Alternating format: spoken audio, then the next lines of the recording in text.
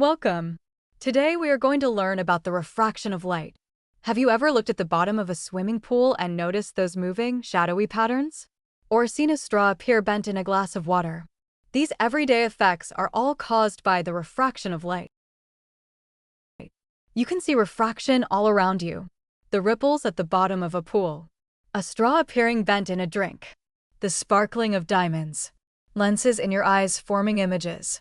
Even the twinkling of stars. Refraction is the bending of light when it travels from one medium to another. Let's define some important terms. Incident ray, the incoming light ray. Refracted ray, the ray after it enters the new medium. Normal, an imaginary line at 90 degrees to the surface. Angle of incidence, I, angle between incident ray and normal. Angle of refraction, R, angle between refracted ray and normal. What happens to light? Here's the key idea. When light goes from air to glass, it slows down. Glass is optically denser than air. It bends towards the normal. Angle of refraction is smaller than angle of incidence. When light goes from glass to air, it speeds up. Air is less optically dense than glass. It bends away from the normal.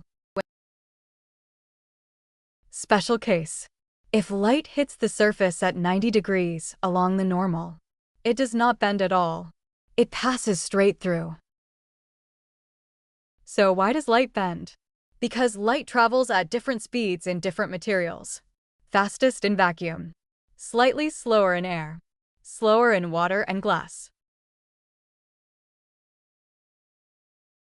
Let's test your understanding. Question 1. A ray of light travels from air into glass. Which statement is correct? A. It speeds up and bends away from the normal. B. It slows down and bends towards the normal.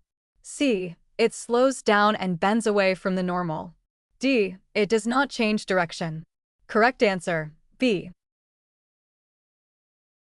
If this helped you understand refraction, don't forget to like and subscribe for more IGCSE Physics content. See you in the next lesson.